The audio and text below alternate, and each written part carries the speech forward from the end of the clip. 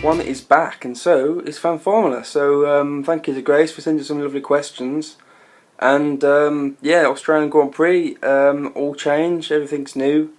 Cars are new, new drivers, like people moving around in teams, and a very interesting race with lots of talking points, I suppose.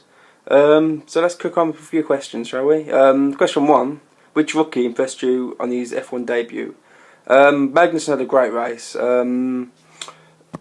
mainly due to the car, I think, because the car this year is up there. You know, I don't think it's as fast as the Mercedes. Sorry, it's not as fast as Mercedes yet. Mercedes is probably a good wedge out ahead of everyone else, but the good thing is there's a few cars right behind, which will be challenging for positions, for podiums. Maybe not for race wins yet, but Magnussen in the McLaren definitely is one of them. I think he actually unbuttoned a little bit. I mean, in the end, he ended up getting second place after Ricciardo got disqualified, which, well, with the whole thing, if there was running on a higher fuel flow, that probably contributed him to staying ahead of the McLarens. If it weren't for that, he probably would have finished behind them, but he got disqualified in the end, which shows Red Bull pushing the rules once again, and we won't know the actual result of this for a couple of months until after the appeal goes through. But it won't get Ricciardo down because he's always happy anyway. He's always smiling, even if he gets disqualified, he's still smiling. And I've also noticed that he has a very, very almost twin in the Power Rangers Megaforce Black Ranger. They are literally, I've never seen him in the same place before, but just, you know, it's worth keeping an eye on that. You know, look at the two of them, it's literally the same person. They both got really big smiles as well, so yeah. Tangent. So yeah, but basically back to the question, Magnussen had a great race. He was really good, and so did Kvyat. I don't know what his name is. What is his name? Everyone keeps pronouncing it differently. I don't know. He really, even though he looks about 12. And so does Ericsson for that matter. But all the new drivers this year, how old are they? I don't think none of them's over 50, I'm sure. Yeah, but he had a great race as well. I mean, especially considering the car was nowhere near as good as the McLaren was. But they definitely got pace there, and they definitely got a good car. And he shows that he's got some race ability. I mean, obviously with the Red Bull driver program, they've got quite a few good drivers coming through there. And for them to choose him ahead of some of the other drivers shows he has got talent, and I think he showed that this weekend. I know he had a few problems in the practice, but when it comes to qualifying the race, he definitely showed himself able to handle his new F1 cars, which are quite a difficult thing to handle. So that's question 1.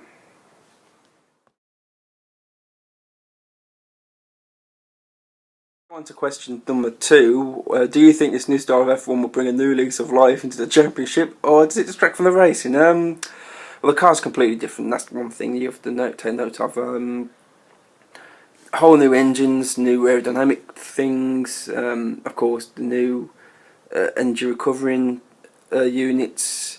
There's a lot getting used to, and it will cause quite a few disqualifications and a few failures as well, and a lot more cars retiring.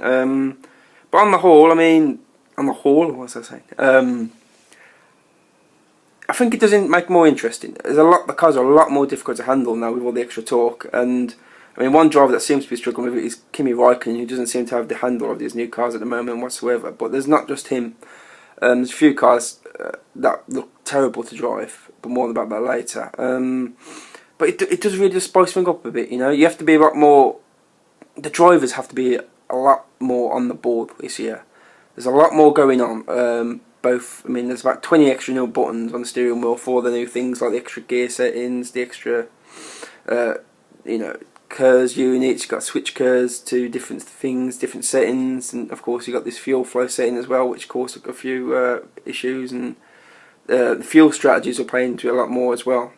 So it'll definitely make it a lot more interesting, and it's a lot more exciting to watch as well, because there's a lot more scope for cars making mistakes. You probably see more overtaking, a lot more different areas of the park as well. I mean, even in some of the circuits where it's a lot harder to overtake, you'll probably see cars just going for moves because certain things. I mean, the one thing that we have noticed is the tyres seem to be a lot better this year, so that shouldn't be an issue. But obviously the the cars are a big issue, and it's going to make a big change. And I think it's one for the better. I think it was all a bit samey, and it needs a shake up really. So. And as for the noise of the F1 cars, it is a shame to miss that big, loud, echoing presence of an F1 car going on the track. These new cars are a lot deeper, they're a lot more American, I suppose you could say, the tone of them and that. But even though you're missing all that noise, the fact that you can now hear the tyres screeching, the crowd, over the tone, you can hear the wheel spin and the heavy braking and the braking locks up. That kind of thing adds to F1, I think. And also, you can actually hear most of the drivers' conversations on the radio now, which is always a good thing. So I'm definitely all for them, I think, and I think it will work well. And for the future, of course, once the cars get more reliable, it will lead to more cars finishing the races, and a lot more interesting races altogether. So I think it's a good thing.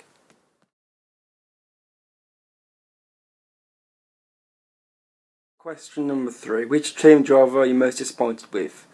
Lotus are nowhere. They look a terrible thing to drive. They don't even look like they could get around any corner at the moment, and they even complete as many laps as they did was an achievement, I suppose. I mean, I can't even see him finishing a race until probably at least a few races into the European season. I mean, that car looks absolutely atrocious. The Sauber as well looks like it's going to struggle to score points unless people retire. That's not really on the form, and of course the Caterham and Roosters are really nowhere. And that's for drivers. I mean, Kimi Raikkonen doesn't seem to be on it with this car. He seems to be having a lot of accidents. He doesn't understand with the torque and everything. He seems to be struggling with it. So he needs to improve a lot. And there's a few other drivers as well who were beaten by their teammates. I mean, obviously we didn't really get to see what Vettel could do or Hamilton in the new cars. I mean, but I'm sure they'll be up there challenging. So it'll be interesting to see how they go on with. But definitely the Lotuses are just nowhere at the moment. And it's a shame because they had a good car last year, but we'll have to wait and see really what happens with them, because I can't, at the moment, they're not going to score any points well into the season, so they're definitely the worst things out there at the moment. And the bonus question was private part of the weekend. Probably the performance of hashtag Bo77S. It really shone in that Williams, and that car's going to have an interesting year. I think it's up there with one of the fastest cars on the grid, probably behind the McLaren. There's a few cars who've probably racing with the McLarens, the Ferraris, the Red Bull seem to have got their act together now. Force India as well, so they'll be challenging for podiums. And Bottas really shone in that car. I think he's one of the only drivers that really pushed the car as well. He didn't seem to have to hold back. He was taking places, he was pushing it, and he was coming up against much better drivers, much more experienced drivers, and really putting him under pressure. And that car's definitely got a lot to offer, and so does he, I think. So I think his performance was my favourite part of the weekend.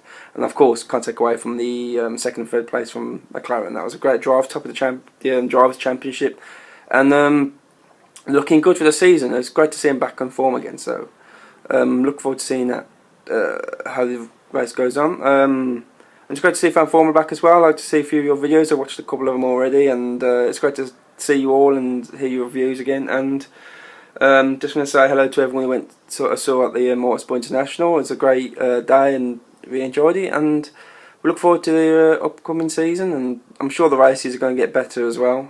Much more testing I've done on the cars, and it'll be really interesting to see if anyone could catch up with the Mercedes. I keep getting it wrong this week.